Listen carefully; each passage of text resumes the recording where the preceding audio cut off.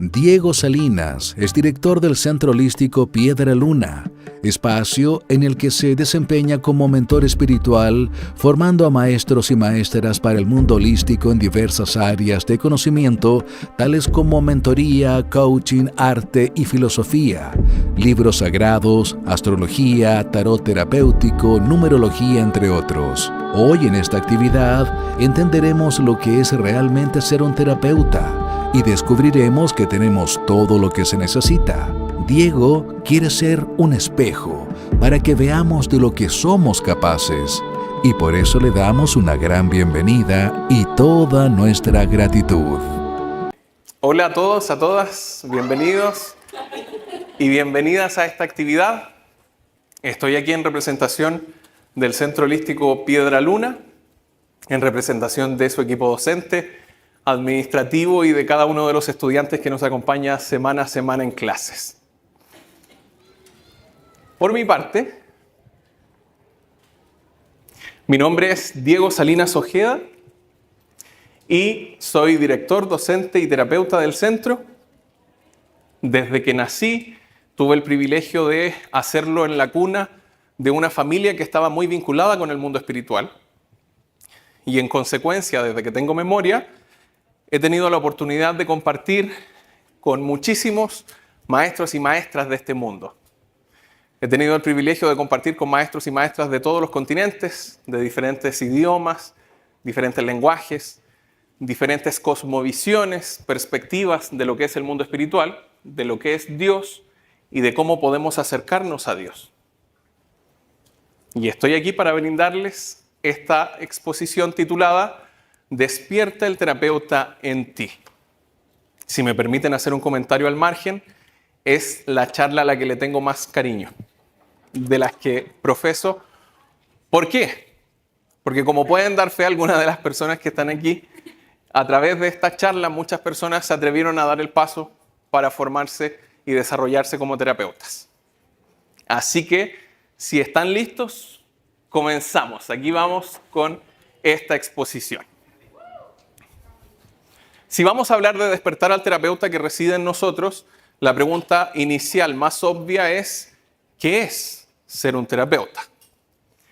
Y si bien existen diferentes definiciones sobre lo que es ser un terapeuta, podríamos llegar a un consenso en términos de establecer que un terapeuta es la persona que acompaña en su proceso de sanación a otro individuo. Y como seres humanos, evidentemente tenemos diferentes heridas, diferentes carencias y diferentes dificultades. Es por eso que existen terapeutas que nos atienden en lo que se refiere a nuestro cuerpo físico. Hay otros terapeutas que nos atienden a nivel emocional, otros a nivel psíquico. Y desde una perspectiva holística espiritual, tenemos, por ejemplo, a lo que conocemos como terapeutas espirituales o terapeutas del alma. Habiendo dado esa definición, les planteo una pregunta a cada uno de ustedes. ¿Ustedes desean llegar a ser terapeutas? Levanten la mano las personas que ya son terapeutas. Muchas personas ya son terapeutas aquí. Qué lindo. ¿Y a quiénes les gustaría en algún momento llegar a serlo? Bien, me da la sensación así a la rápida de que no hay personas que no hayan levantado la mano en alguna de las opciones, lo cual es maravilloso. Da la sensación, al menos desde esta perspectiva, cuando yo planteé la pregunta de quiénes son y de quiénes quisieran llegar a ser, da la sensación de que el mundo debiese estar lleno de terapeutas. Porque todas las personas levantaron la mano en una u otra opción. Sin embargo, no ocurre así. ¿Por qué no ocurre así? Porque como seres humanos somos muy buenos para dar razones, excusas en realidad, para no hacerlo. Y aquí en la pantalla les comparto algunas de las razones que son más comunes. Por ejemplo, no me siento listo o no me siento lista. ¿Alguien ha pasado por esa experiencia? Sí, cierto, es muy común. Otra muy famosa. Tengo que aprender más. Esa es muy común. ¿Cuál otra? Y esta me parece fundamental. Primero tengo que sanarme yo. Esa también es famosa, ¿no? Bueno, si analizamos solo esas tres, no me siento listo, no me siento lista. ¿Ustedes creen que hay un individuo en el mundo que esté 100% listo? No. Por lo tanto, podemos desechar esa razón. En segunda instancia, tengo que aprender más. ¿Ustedes creen que va a llegar un punto en nuestra vida donde digamos, ya estoy? ¿No tengo que aprender más? No. Y la tercera razón, lo que pasa es que tengo que sanarme yo primero. ¿Hay alguien que esté 100% sano? No. Las personas que estudian conmigo frecuentemente pueden dar fe que yo siempre les planteo la importancia de que nosotros nos mostremos como humanos. Hoy en día, la gran mayoría de los terapeutas del mundo holístico y espiritual se muestra y se publicita mucho en redes sociales, lo que está perfecto porque significa utilizar la tecnología a nuestro favor. Pero en esa línea, tal vez inconscientemente, muchos de nosotros lo que hacemos es mostrar lo lindo de nosotros, mostrar aquello en lo que somos buenos, mostrarnos casi que perfectos. Y la verdad es que de perfectos, poco y nada. Así como les comenté que tengo experiencia conociendo a grandísimos maestros y maestras del mundo espiritual, a algunos muy de cerca, puedo dar fe de que todos ellos y todas ellas tienen muchas sombras que resolver. Alguno podría decir, bueno, entonces el Diego no cree en ellos. Por el contrario, mientras más conozco su humanidad, más los admiro. Porque de lo contrario estaría siendo una persona ilusa. Estaría siendo una persona que idealiza algo que es imposible. Todo ser humano tiene cosas que resolver. Para seguir con la exposición, les voy a contar una pequeña parte de mí. Les voy a contar la primera vez que yo hice una terapia y que recibí una terapia fuera del contexto familiar. Actualmente tengo 36 años, pero la historia que les voy a contar ocurrió cuando yo tenía 5. Permítanme presentarles a mis 2 abuelas. El del medio soy yo. Bien, la de la izquierda es mi abuela materna. Su nombre es Fidelia. A Fidelia no la conocí por una razón muy sencilla. Ella falleció cuando mi mamá tenía 10 años. Me hubiese encantado conocerla porque toda la familia dice que era la persona más amorosa del universo. Y yo les creo, porque mi mamá hasta cierto punto también es una persona muy amorosa. Pero no la conocí. En contraparte, la de la derecha es mi abuela paterna. Su nombre es Elena. Con Elena hay una historia muy interesante porque a ella sí la conocí. Yo nací en Brasil y cuando estaba a punto de cumplir 5 años de edad, con mi familia nos vinimos a Chile. Mis padres son chilenos. Y Elena tenía muchos nietos. Y evidentemente no es lo mismo, aunque uno quiera decir que es lo mismo, no es lo mismo, el vínculo que ella tenía con los nietos a los que conoció desde que estaban en la pancita de la mamá, a mí y a mis hermanos, que nos conoció cuando ya estábamos más grandes. Si a eso le sumamos que Elena era una persona muy estricta, muy cuadrada, entonces debo reconocer que en mi infancia y adolescencia nunca me nació ir a verla.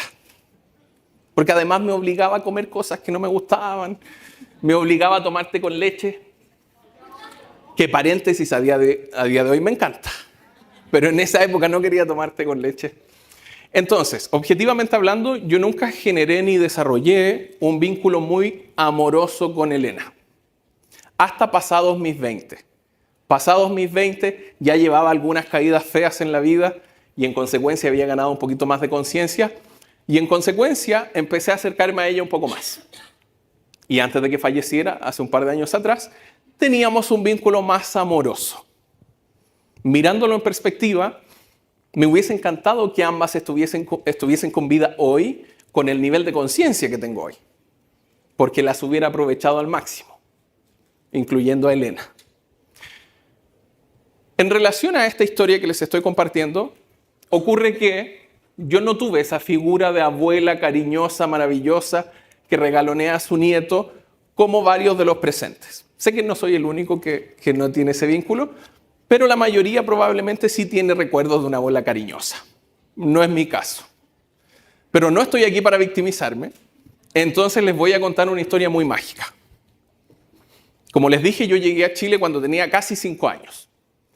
Pasados algunos meses después de haber llegado a Chile, conocí a una vecina, de la que lamentablemente no tengo fotos en este momento. Conocí a una vecina que en esa época tenía 58 años de edad y se llamaba Irma. Irma era una abuelita, bueno, digo abuelita porque en ese momento yo tenía 5, ¿sí? Estoy cerca de llegar a esa edad. Así que cambió mi perspectiva. Pero en ese momento era una abuelita. Y era una abuelita muy tierna. Todo lo tierna que yo sentía que no era Elena. Y en consecuencia nos hicimos muy amigos. Yo siempre he tenido debilidad por la gente cariñosa. Entonces empezamos a vernos cada cierto tiempo. Ella vivía sola. Si bien tenía 2 hijos, una hija y un hijo, y tenía nietos. Pero yo no los veía, porque ves que iba, estaba sola. Vivía sola. Y un día, después de un par de meses, porque a mi mamá le caía muy bien, entonces mi mamá me dejaba ir. Un día, ella me comentó que no sabía ni leer ni escribir. Y claro, en ese contexto, uno a los 5 años, con suerte, conoce su núcleo familiar y poco más. Entonces a mí me llamó la atención, porque yo con 5 ya sabía leer y escribir. Y entonces le dije, Irma, yo te enseño a leer y a escribir. Y eso llevó a que por muchísimos años yo la visitara una vez a la semana. La visitaba una vez a la semana para enseñarle a leer y a escribir. ¿Cuánto creen ustedes que le tomó a Irma aprender a escribir? Lancen un número, a ver. Bueno, debo decir que no me siento muy orgulloso del resultado.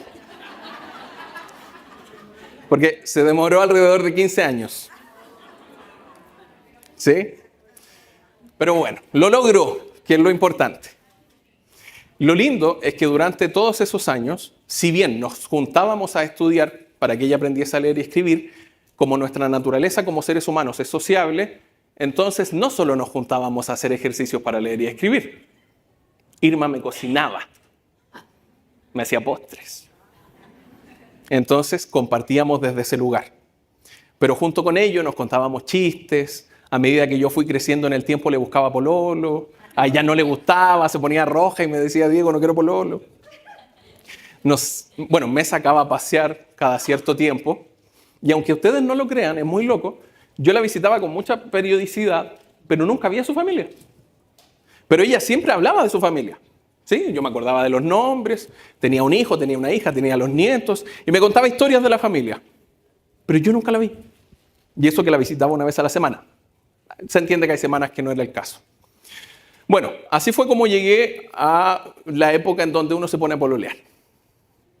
En mi caso, bastante tardío, si yo me comparo con los de mi generación, porque mi primera polola la tuve a los 17. Yo sé que hoy en día esa edad es muy, muy alta. Y cuando uno se pone a pololear, uno deja de lado muchas cosas importantes en su vida. Es parte natural del proceso. En consecuencia, ya no visitaba a Irma todas las semanas, pero la visitaba. La visitaba. Bueno, fueron pasando los años, la visitaba de tanto en tanto, una vez cada 2, 3 meses, etc. Hasta que un día, cuando yo tenía 25, me llaman por teléfono un número desconocido. Y me dice, Diego, soy la hija de Irma. En la vida yo había hablado con ella, no la conocía, solo me conocía su historia. Y me dice que Irma la desahuciaron y que había pedido verme. Entonces yo recuerdo que le dije a mi jefe, me tengo que ir, no le pedí permiso, solo le avisé y me fui a la casa de Irma. Y efectivamente Irma estaba muy malita, estaba en la cama. Estuvimos como 3 horas juntos, conversamos, nos reímos, tiramos la talla. Yo le dije que ya se iba a encontrar con su ex de la juventud y prometí que le iba a volver a ver. No sabía cuándo, pero le dije, te vengo a ver sin falta. El problema es que al día siguiente recibo otra llamada de que Irma había fallecido. Ese día que fui a verla antes de que falleciera, conocí a la hija por primera vez. Estaba la hija y ella. Bueno, entonces la hija me dijo, Diego, el velorio va a ser en una capilla del barrio. Capilla a la que nunca había entrado. a las 7:30, me acuerdo. Entonces del trabajo pasé a la capilla. En la capilla yo no conocía a nadie porque yo no iba a esa iglesia. Y pasó algo muy mágico. Pasó que cuando entré a la capilla, la gente se me empezó a abalanzar. Y yo estaba con cara de ¿por qué? Y me empezaron a decir, ¿tú eres Diego? Y yo le dije, sí, ¿por qué? Porque nos sabemos toda tu historia. Y sabemos todo lo que hiciste con Irma y que le enseñaste a leer y que le enseñaste a escribir. Porque así como Irma me contaba la historia de su familia, a su familia le contaba mi historia. Si bien nunca nos topamos. Y fue extraño, pero a la vez muy lindo, como ustedes podrán imaginarse, ese reconocimiento inesperado. Al día siguiente fue el funeral. Fui al funeral, por supuesto, y la familia me pidió que dijera algunas palabras. Me sentí muy honrado. Dije algunas palabras en el funeral de Irma. Y posteriormente me invitaron a comer. Me dijeron, Diego, tú eres parte de la familia, así que de ahora en adelante vamos a ser más unidos. Y efectivamente, de ahí en adelante nos comenzamos a ver mucho más con su familia. Esa es la historia de la primera vez que yo realicé y recibí una terapia fuera del contexto familiar. ¿Por qué lo digo? Tienen que esperar hasta el final de la exposición. Por ahora, les voy a contar otra historia.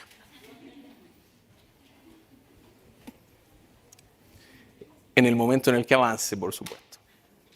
Bien, esta historia se remonta a 1500 años antes de Cristo, en el contexto de lo que era la cultura y civilización judía. Para esa época, ellos recibieron, según la historia, ¿no?, los mandamientos por parte de Dios, por parte de Yahvé, en la cultura judía. ¿Cuántos eran esos mandamientos? La mayoría de las personas dice 10, están equivocados. 10 eran los mandamientos que se escribieron en las tablas, pero en realidad eran 613, que están estipulados en lo que se conoce a día de hoy como la Torá, que en Occidente se entiende como el Pentateuco.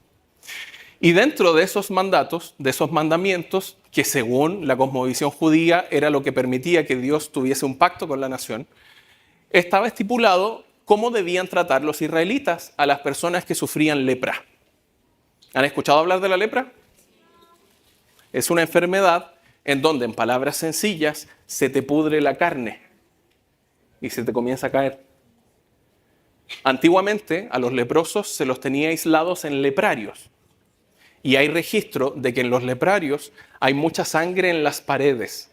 ¿Por qué? Porque el dolor es tal, cuando uno tiene lepra, que las personas se rascan contra los muros. ¿Qué decía la ley mosaica en relación a los leprosos? Decía que si una persona era detectada con lepra, por el bienestar de la comunidad, tenía que salir del campamento. Digo campamento porque en el momento en el que se les dieron estos mandamientos, los israelitas vivían en campamento. Posteriormente, el pueblo de Israel, con el paso de los años, construyó Jerusalén. Y Jerusalén era algo similar a lo que estamos viendo en pantalla, entendiendo que esto es una maqueta. En palabras simples, era una ciudad amurallada. Todos entienden esa idea, ¿no? Cuando Jerusalén terminó convirtiéndose en una ciudad amurallada, entonces el lugar donde tenían que estar los leprosos era en un edificio, llamémoslo así, en una construcción, pero fuera de la ciudad, por el bienestar de las personas. ¿Hasta ahí vamos bien? Bien. Por ley, si se encontraba una persona leprosa dentro de la ciudad, a sabiendas de que era leprosa, se le podía dar muerte. Y así fue sucediendo con el paso de los años en términos de cómo se vinculaban con los leprosos. Ojo que la lepra es una enfermedad altamente contagiosa. A día de hoy no es tan común, pero en aquella época sí lo era. Bien, en ese contexto, los israelitas, amorosamente, lo que hacían era que cada cierto tiempo, con cierta frecuencia, las personas leprosas pudiesen acercarse a la puerta de la ciudad con una carreta como la que ven ahí en la imagen y se les entregaba todo lo que ellos necesitaban para su bienestar, para su cuidado. Es decir, no se les tenía abandonados. Es bueno hacer esa acotación. ¿Bien? Si bien existen registros dentro de la cultura judía que muestran que algunos rabinos no eran muy amorosos con las personas que tenían lepra. De hecho, hay ciertos registros que muestran que algún rabino en particular, no todos, pero uno en particular los ahuyentaba a piedrazos para que no se acercaran. Estoy hablando de uno en particular, ¿sí? No generalicemos. Bien. Y así era como las personas que vivían en estos leprarios afuera de la ciudad podían mantenerse de buena forma dentro de lo que su condición les permitía. ¿Hasta ahí me siguen? Perfecto. Teniendo eso en consideración, vamos a avanzar en el tiempo, pero ahora al año 30 de nuestra era, al año 30 después de Cristo. ¿Qué pasaba? Jesús, según el relato de los evangelios, visitaba diferentes ciudades a lo largo de su ministerio. Y en ese contexto comenzó a realizar algunos milagros. Si yo les pregunto cuál milagro se les viene a la mente, probablemente van a decir convertir el agua en vino. De la abundancia del corazón habla la boca, dicen por ahí. Bueno, pero no eran los únicos milagros que realizaba según los evangelios. Y en ese contexto, en una oportunidad, Jesús estaba visitando una ciudad y comenzó a sanar a las personas que tenían enfermedad. ¿Les parece eso a ustedes algo espectacular? ¿Sí, no? Bien. Independientemente de si ustedes creen en el relato o no, que es válido, pero por último véanlo como una película de ficción. Lo importante es que entendamos el contexto y la enseñanza de lo que les quiero compartir. Entonces, ¿qué ocurrió? Que según los evangelios, más de uno, pero sobre todo en el evangelio según Lucas, se nos muestra que en una oportunidad Jesús estaba sanando en la plaza del pueblo, en la plaza de la ciudad, a las personas enfermas. ¿Y qué pasó? Pasó que justamente los leprosos que vivían a las afueras de la ciudad habían ido a buscar los víveres, habían ido a buscar los remedios a la ciudad, porque cada cierto tiempo podían hacerlo. Y en ese contexto vislumbraron que en la plaza de la ciudad había un tumulto, lo que no era común. Entonces como que prestaron atención y se dieron cuenta de que había alguien que al parecer estaba haciendo milagros, pero ellos no se podían acercar, porque por ley eso estaba penado, ellos tenían que mantener distancia. Entonces volvieron al leprario y le conversaron a la gente: oigan chiquillos, hay una copucha. Parece que en la plaza de la ciudad hay alguien que está haciendo milagros. Y según el relato, había un individuo en particular que tenía lepra avanzada. Eso nos dice el relato textual. Tenía lepra en estado avanzado. Y si uno estudia la lepra, se da cuenta que para que llegue a un estado avanzado, tienen que haber pasado años. Entonces, el relato no nos dice cuántos años llevaba con lepra, pero sí nos da a entender que llevaba muchos años con esta dura enfermedad. Pongámonos por un momento en la piel de estas personas leprosas. No es fácil vivir en esa situación. Primero, porque tuviste que abandonar tu casa. Tuviste que abandonar a tu familia. Porque no te podías acercar a ellos. Y si estamos hablando de muchos años, probablemente más de alguno de tus seres queridos falleció y ni siquiera pudiste estar ahí. Eso es triste, es trágico. ¿A cuántas personas nunca más ibas a volver a ver? Los leprosos no tenían la certeza de que se iban a sanar. Algunos sanaban, algunos morían con lepra. Si a eso le sumas que es una enfermedad en la que se te pudre la carne y tú vives con leprosos, ¿cómo creen ustedes que era el olor de ese lugar? Era muy, muy desagradable, ¿cierto? Objetivamente hablando. Si a eso le sumamos lo que les voy a contar a continuación, se vuelve aún más complejo. Porque la propia ley estipulaba, es bueno entender el contexto, pero la propia ley estipulaba que cuando los leprosos se acercaban a la entrada para ir a buscar los víveres, ellos tenían que gritar a lo largo del camino: inmundo. ¿Sí? En el contexto cultural de esa época daban a entender que estaban enfermos. ¿Sí? No con la misma energía que uno diría inmundo a día de hoy. Es como decir enfermo, ¿ok? Pero ellos decían inmundo y tenían que repetirlo todo el trayecto. Inmundo, inmundo. Llegaban, se llevaban las cosas y hasta que volvían al leprario tenían que seguir gritando inmundo, inmundo. ¿Para qué? Para que la gente que estuviera ahí no se acercara. Es decir, en favor y beneficio de las personas que estaban sanas. Independientemente de que haya tenido un trasfondo de querer proteger a los sanos, ¿cómo creen ustedes que afectaba a las personas que gritaban a lo largo del trayecto inmundo, inmundo, inmundo? En el mundo holístico en la actualidad sabemos sobremanera el poder de las palabras. Las palabras crean realidad. Por lo tanto, ¿qué va pasando al interior de esas personas cada vez que tenían que gritar eso? Es decir, la enfermedad ya no era una enfermedad solamente física, terminaba convirtiéndose en un conflicto más profundo. Entonces, ¿qué pasó? Volviendo al chisme. Llegaron estos leprosos diciendo, parece que hay alguien en la ciudad que está haciendo milagros de sanación. En consecuencia, este individuo que llevaba muchos años con lepra, según el relato, tomó una manta y se cubrió de cuerpo entero. ¿Por qué de cuerpo entero? Porque la lepra avanzada se vuelve muy evidente, muy visible. ¿Y qué hizo? Se puso la manta y se fue hacia la ciudad. Por ley, si lo pillaban, lo podían matar sin ningún problema. Por ley. Pero este hombre se puso de pie y se fue caminando hacia donde estaba quien nosotros entendemos que era Jesús. Cuando se acercó a Jesús, recién en ese momento, la historia nos dice que Jesús sintió que había alguien atrás que no estaba bien. Y se dio vuelta y se dio cuenta que esta persona tenía lepra, porque recién ahí ella se quitó la capucha. Probablemente se impactó, ¿no? Porque ¿qué decía la ley? Que había que matarlo, ¿cierto? Pregunta para ustedes. Ojo con lo que estoy preguntando, ¿podría haber dicho Jesús, lapidémoslo? Porque en esa época así se mataba, ¿no? Con piedrazos. ¿Podría? Podría. Si lo hubiera dicho, evidentemente no estaríamos hablando de esta historia.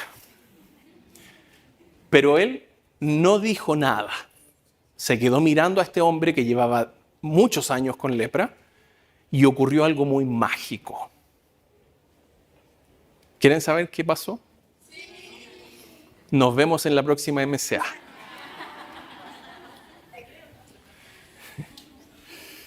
Pasó lo siguiente. El leproso, cuando escuchó el chisme de los otros leprosos, puso fe en lo que escuchó. ¿A qué me refiero cuando digo que puso fe? La mayoría de nosotros, erróneamente, a mí también me pasó en algún momento, asociamos la palabra fe a creer. Pero la fe no es eso. Creer es ser crédulo. Es como cuando yo te digo, préstame $1.000.000, te lo paso en 5 minutos. Y tú me los das. ¿Eres una persona de fe? No, eres una persona crédula. La fe, por definición de los textos sagrados, es la certeza basada en evidencia de algo que yo no veo. Entonces uno podría preguntarse, ¿y cómo el leproso puso fe? ¿Acaso no creyó? Pero el leproso sabía de las historias que hablaban de un Mesías. Por lo tanto, no fue una fe a ciegas, no fue credulidad. Él hizo match entre varios conceptos y dijo, aquí puede haber algo. Y en consecuencia fue que se puso de pie y avanzó. Puso fe, muy importante para los procesos terapéuticos. ¿Bien? Bien. Y según el relato, ocurrió lo siguiente. El leproso miró a Jesús a los ojos en el momento que Jesús se dio vuelta y le dijo con estas palabras, Señor, si tan solo quieres, puedes limpiarme. Y el relato nos cuenta que tras esas palabras del leproso, Jesús puso su mano en el hombro del leproso y le dijo, si quiero, sé limpio. Y según el relato, la lepra desapareció de su cuerpo. Podríamos preguntarnos en consecuencia, ¿qué fue lo más extraordinario y maravilloso que hizo Jesús en esa historia? La mayoría de las personas dirían, lo sanó de la lepra. Evidentemente eso es espectacular. Evidentemente eso es maravilloso y único. ¿A quién conocemos nosotros hoy día que por tocar a alguien sane una enfermedad de ese calibre? A nadie. Y si existiera, las farmacéuticas se harían cargo. Sin embargo, lo más espectacular no fue que lo hubiese sanado de lepra. Lo más espectacular fue que lo tocó. Pregunta. Si hoy en día existiera esa persona que con solo tocar a alguien pudiera sanarlo de cualquier enfermedad, ¿no sería una persona especial? ¿No estaría invitado a la MCA? ¿No querríamos todos aprender de esa persona? Sí, pero no existe. Y sin embargo, Jesús no solo se limitó, según el relato, a sanarle la lepra. El relato, si tú lo lees con atención, es muy claro en decir que lo tocó y después lo sanó. ¿Cómo se explica y entiende esto? Hablemos de las operaciones estéticas. En ningún caso yo considero que sean oscuras, ni mucho menos. Pero probablemente ustedes estén de acuerdo que una persona que se realiza una operación estética, su verdadero conflicto no es con su cuerpo físico. El conflicto es más profundo. ¿Una operación podría ayudarla? Sí, podría ayudarla. Pero el trabajo sigue siendo interno. Si nos ponemos en los zapatos del leproso, el leproso, si Jesús solamente lo sanaba, claro que iba a quedar feliz. Pero después se iba a acercar a la gente de la ciudad y les iba a decir, amigo, me sané, ven para acá, dame un abrazo. ¿Y cómo iba a reaccionar la gente? Como nosotros reaccionamos con los que tuvieron COVID. Es decir, aguántate una semana. A ver si no hay rebrote y ahí nos vemos. Y ahí nos juntamos. Es decir, lo más probable, y con cierta lógica, es que las personas de su entorno tuvieran cierto recelo en recibirlo. Y en consecuencia, ¿qué hubiera pasado con esa enfermedad espiritual interna? Claro, Jesús lo hubiera sanado físicamente, pero ¿cómo se hubiera sentido por dentro? Todavía inmundo, porque la gente probablemente lo iba a rechazar. Entonces, ¿qué fue lo que hizo Jesús? Jesús, al tocarle el hombro antes de sanarlo, indirectamente, ¿qué le dijo? Que nunca había sido inmundo. Por eso lo tocó antes de sanarlo. En otras palabras, lo más espectacular de esa historia no fue la sanación. Lo más espectacular fue el acto de amor de Jesús. ¿Están de acuerdo con eso, no? Bien. El leproso le dijo a Jesús, si tan solo quieres, tú puedes limpiarme. Jesús perfectamente podría haber hecho como Harry Potter y tirarle un hechizo a la distancia, así, estás sanado. Y no obstante, lo que hizo fue tocarlo. Y le siguió la corriente, le siguió el juego, por decirlo así, porque le respondió a su petición. Él le dijo, si tan solo quieres, puedes limpiarme. Y Jesús le dijo, si quiero. Sé limpio. Ahora puedo responder a la pregunta de por qué esa historia con Irma fue la primera terapia que di y la primera terapia que recibí. ¿Por qué?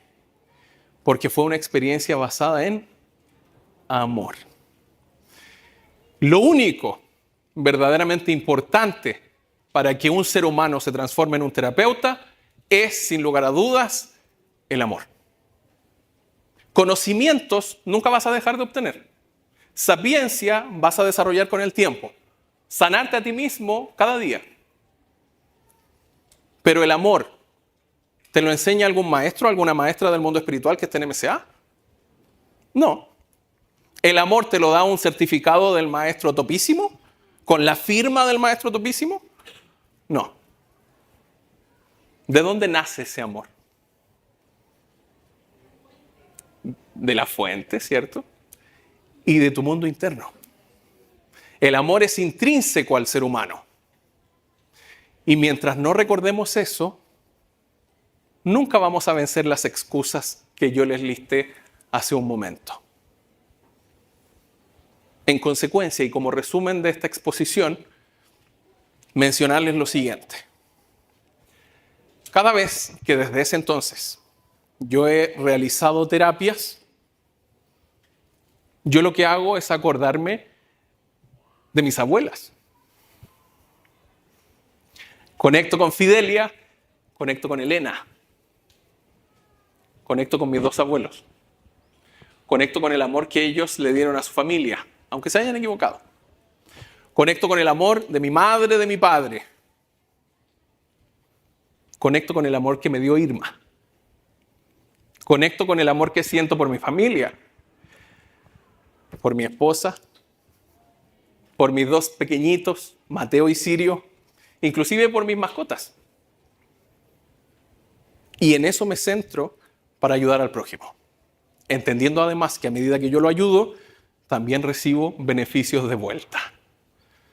Por lo tanto, permitamos que el amor que reside en nuestro interior finalmente, definitivamente y determinantemente despierte al terapeuta que vive en nosotros. Muchas gracias.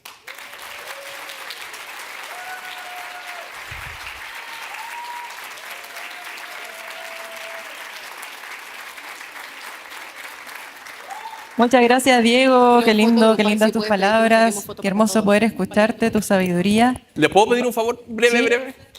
¿Nos quieren sacar una foto hacia allá? Eso. Si se aguantan 5 segundos. Ya. ¿Parado? ¿Se quieren poner de pie o no? No. ¿Sí? ¿Así nomás? Se van a Así tapar. nomás, ya. No se van a ver los de atrás. Ya. Ya, a la cuenta de 3, todos gritamos amor, ¿ya? Ya. Ok. A ver.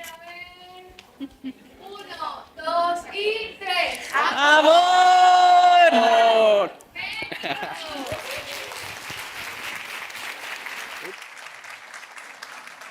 Vamos a dejar un minutito para preguntas. Diego, ¿dejamos un minutito para preguntas? Por supuesto, sí. ¿Sí? Para quienes se quieran quedar y hacer sus reflexiones. Uy, perdón. Feliz de responder si alguien quiere preguntar algo. Quien quiera preguntar puede levantar la mano. Le llevo el micrófono por ahí. Ya, voy para allá. Voy para allá. Por favor, el último que salga, cierre la puerta. Gracias.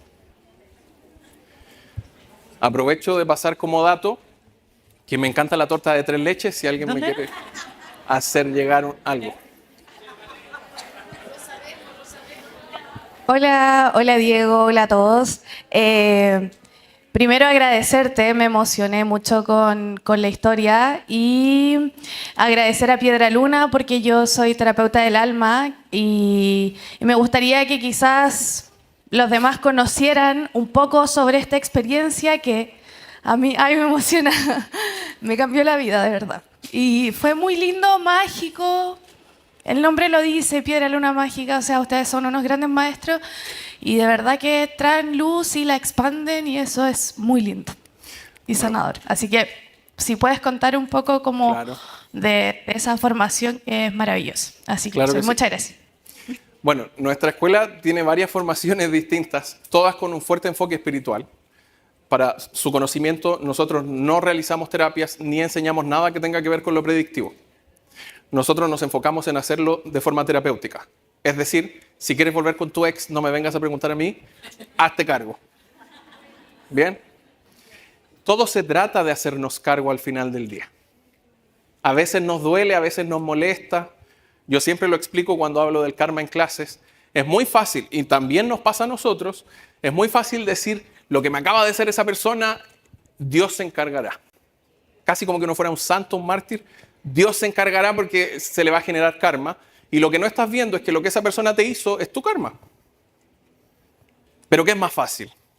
No, Dios se va a encargar de ella. Se acaba de encargar de ti. No tenemos esa perspectiva.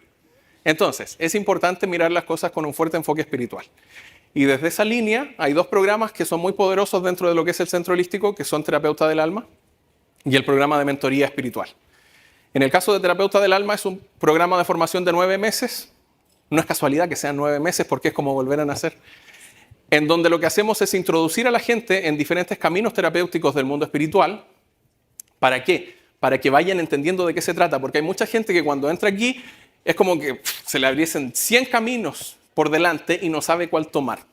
Entonces, es una herramienta que te permite ir ganando ciertos conocimientos y entendimientos para decir, ¿sabes qué? A mí me gusta el trabajo desde la perspectiva de la meditación. O a mí me gusta desde la perspectiva de lo que es la mentoría. Quiero enseñar a otros, o quiero hacer terapias, o quiero trabajar desde la astrología, desde las gemas, etc. Es un proceso muy hermoso. En este momento se abre la generación número 20. Ya llevamos 20 generaciones de terapeutas del alma. Y es muy hermoso porque se genera la energía de tribu, de comunidad. Las personas, es muy mágico cuando nosotros vemos que en los grupos de WhatsApp de repente suben fotos, se juntaron, personas de otros países de repente vienen. Es muy, muy bello. Entonces, Ese es un programa, y el otro, que es el programa de mentoría espiritual, ese programa no es introductorio, es un programa de especialización y profundización, en donde lo que hacemos es formar a mentores y mentoras del mundo espiritual. He escuchado muchas veces que hay personas del mundo holístico que plantean que en esta época no existen maestros. No estoy de acuerdo. El conflicto es lo que tú entiendes por un maestro o por una maestra. Si tú lo ves como la persona que se siente el Mesías, el caudillo, estoy de acuerdo que no. Pero cada uno de nosotros tiene que activar su propia maestría para ser maestros sobre todo de sí mismos. Y eso es lo que busca ese programa. Desarrollar un nivel de profundidad tal a nivel espiritual que las personas se empoderen de esa energía interna maravillosa que nos conecta con Dios y logren sacar lo mejor de sí mismos, quieran ser terapeutas o no. Hay estudiantes que no lo son, pero aún así cambian su vida drásticamente. Eso. Diego, yo quiero hacer una acotación. La verdad, ayer en otra charla X que estuve preguntaron si alguien era terapeuta. Yo no levanté la mano y escuché a muchas personas decir soy terapeuta porque soy médico, soy terapeuta porque soy veterinaria. Sí. Y hoy día cuando preguntaste yo levanté la mano y ahora lo siento mucho más. Yo soy de profesión nutricionista, no lo ejerzo porque me metí en el sistema, me salí. El año pasado me certifiqué de Flowback. Me daba miedo, que no sé, que no me sé las posturas, y empecé a trabajar muy poquito con alumnos y siento eso, cada vez que empiezo una clase yo digo la voy a hacer con amor, ¿sí? Aunque tenga un alumno, aunque tenga varios. Hoy día estuve con los chiquillos en la mañana y se me dio que estuve ayudando a otros y después gracias profe, y se dio también que mandé toda la punta al cerro en enero, gracias a Dios. Y el destino, la sincronía me atrajo un trabajo. Ahora soy relatora de habilidades psicoemocionales, trabajo con niños de cuarto medio y adultos. Y ver eso, el típico niño de cuarto medio, son 40 que están con la capucha, con el audífono, pero hay 2 o 3 que tú les dices, trabajo en Iquique, Pozo Almonte, Hospicio, una realidad fuerte. Sí. Entonces ves un niño que físicamente está vestido, digamos, como mala sociedad, pero que te diga, profe, yo no sabía que podía hacer eso, gracias, me ayudó, me sanó. Esta historia lo cuento porque todos somos terapeutas, todos. De repente simplemente es abrazo al perro, al gato, a la vecina, al amigo, pero si va con amor, realmente todos somos terapeutas. Así que me sincronó mucho tu charla y me siento una terapeuta y espero que todos saquemos a nuestro terapeuta, a lo mejor no solamente con algún curso. Claro. Terapeuta puede ser hacerte un postre, 100%. Ya es terapia. Así que eso, muchas gracias. Muy bien, te felicito por tu proceso. Ya para un espacio para una última pregunta. ¿Quién quiere? Bueno, mientras tanto te felicito por tu proceso, muy bien. Y efectivamente, Irma, en la historia que te conté, no sabía ni siquiera leer y escribir. Y me sanó de formas impensadas e incalculables. No somos mejores que el de al lado, tenemos que ser mejores que nosotros mismos. Muy bien. Hola, Diego. Hola. Yo tengo una pregunta para ti, porque como muy bien planteaste al inicio de la charla, dijiste que muchos nos cuesta lanzarnos a ser terapeutas o a dedicar nuestra vida a las terapias, porque como tú dices, en verdad todos somos terapeutas. Cuando abrazamos a un amigo, cuando acariciamos a un perrito en la calle, cuando le damos monedas a alguien que quizás tiene un poco menos que nosotros, estamos siendo terapeutas. Pero cuando queremos dedicarnos a esto y te das cuenta que tu trabajo te gusta pero no te llena, ¿cuáles dirías tú o cómo lo hiciste tú para renunciar a la vida tradicional o al trabajo tradicional y dar el paso de realmente dedicar tu vida al espíritu, a Dios, al alma, al universo, y cómo alinearte, cómo dar porque el primer paso al final es el más difícil? ¿Cuál sería entonces tu consejo para dar ese primer paso? Muy bien. Bueno, aquí tengo que reconocer que en mi caso fue el universo el que me sacó de donde yo estaba y me puso en este camino. Para mí el mundo espiritual siempre fue visto como una forma de vida, no como un trabajo. Yo nunca pensé que me iba a dedicar a esto. Por lo tanto, debo reconocer humildemente que yo no hice un gran esfuerzo. El universo se cansó de mandarme señales y yo no pescaba, entonces me sacó a la fuerza. Pero sí puedo reconocer el proceso de mi esposa Catherine, porque a diferencia mía, ella sí voluntariamente dejó un cargo de gerencia, renunció a la participación que se le dio en su empresa, renunció a todo lo que le podían haber pagado, le pagaron solo las vacaciones, y renunció de un día para otro para que finalmente juntos abriéramos el Centro Holístico Piedra Luna. Así que quien puede aconsejarte mejor es ella.